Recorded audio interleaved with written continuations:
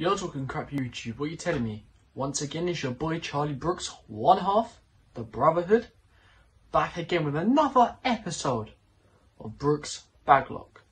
Now today, we feature clips from the podcast featuring Sam DeFrain and Lucas as they talk video games and gaming sets. And as Jack Walker and Lucas Jackson discuss stadiums. But before we get on to any of that stuff, we're going to have a short clip from the podcast featuring Lewis Barrett as him and Lucas discuss retirement matches. The last question really is, the part-timers are coming back. They are obviously at the end of their kind of careers now. There's only so many years really they could come back for. I'm going to give you a name of 3 talents, and we're going to discuss who you think should retire them at WrestleMania. Number 1, Goldberg. Number 2, Brock Lesnar. And number 3, Triple H. All guys who, two of them are in their 50s, aren't they? Triple H and Goldberg. And obviously Brock Lesnar, early 40s, but doesn't seem to want to be doing this for much longer. So who would you have retire them? It's hard to know what's going for their brain, because I think at this point they've earned the right to pick who they want to finish them off, I'd say. So let's start with Triple H. I think that's definitely going to be like an NXT, and a mentee of him from NXT would be, he's one. I think it might be Rollins. Yeah, I get that, but I feel like someone he oversaw from the start of when Triple H somewhat gave life to NXT would be my pick. I don't think it would be like a Cena. I really don't. I think it would be something that he's mentored from the ground up. But yeah, Rollins makes sense.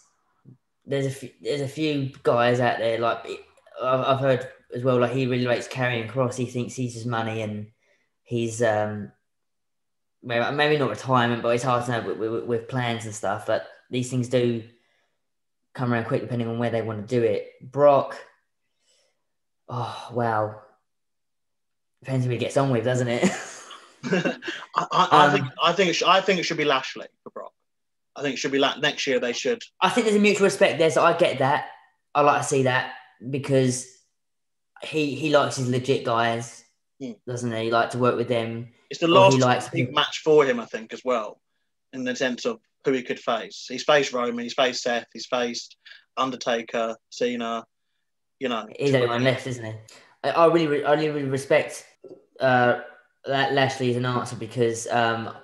Weirdly, when he was on the independent scene, like barely 5 years ago, which is mad to think, a good friend of ours was in the car with him, and even despite going to an IPW show, he was saying to our friend, why can't I be again in there with Brock? He was still harboring those hopes and dreams, despite actually not even being with the company. Yeah. So I do respect like him and Drew's path back. Yeah, I would not be against Lashley. Goldberg,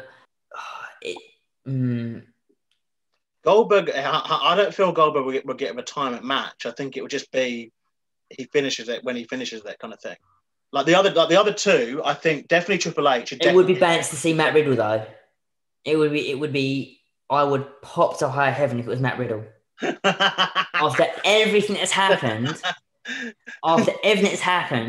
that Brock and Goldberg both say, Matt Riddle. Because obviously... Maybe with triple threat. If Riddle wins, they both retire. Obviously, at first it was Brock with Riddle, wasn't it? Where he said, no, I've got to sign for WWE, leave UFC, sign for WWE, retire Brock. And he made that, and he kept tagging him in it, and he got mega annoyed with that. But I would pop to high heaven and he went, oh no, I like Riddle, in the end. And obviously, what was the confrontation him and Riddle and Goldberg had when they first met? It was like you can cut that tension with a knife, couldn't you? Oh. I would pop to high heaven that Riddle has to retire one of them. Well, maybe the triple threat idea. Maybe they hear this and think the triple threat. I think definitely there's going forward going to be some interesting things that happen with obviously this kind of lot retiring, and also with the Hall of Fame. Like that. And then they brought out all the video games as well. And the whole point of playing the SmackDown games was to leave the ring and go through the arena, and you could go all over the place, and you go all the way down to Times Square in New York or something ridiculous. You could get on the tube and ride it to another area. It's so funny. Brilliant. Yeah, I mean that was obviously. I know we'll ask your final question will be about games then, because obviously that's when they started really having some really serious contenders for like the best wrestling games ever. I think during this era of the WrestleMania Attitude Era, because obviously that's when SmackDown Know Your Role came out, kind of at the peak of the WWF's popularity, and that was just an incredible game, known for so much freedom and creativity, which obviously hopefully they bring back someday into the new installments. But back then it seemed like it was just the best. For me, Know Your Role was a fantastic game. I mean, the problems now is there's so much like pay for play style and loot boxes and microtransactions. So like the idea of like putting as much creativity into one game, just it was just years ahead of its time when it came out. And obviously the storyline they focused on was the NWO's invasion into WWF, and then obviously and that was sort of the time period when you had the giant fist. SmackDown arena, which still to this day is my favourite arena. Like no other arena comes close to SmackDown's fifth arena. Just the best one. I think as well, like that's when they had like the different stages for every event as well, didn't they?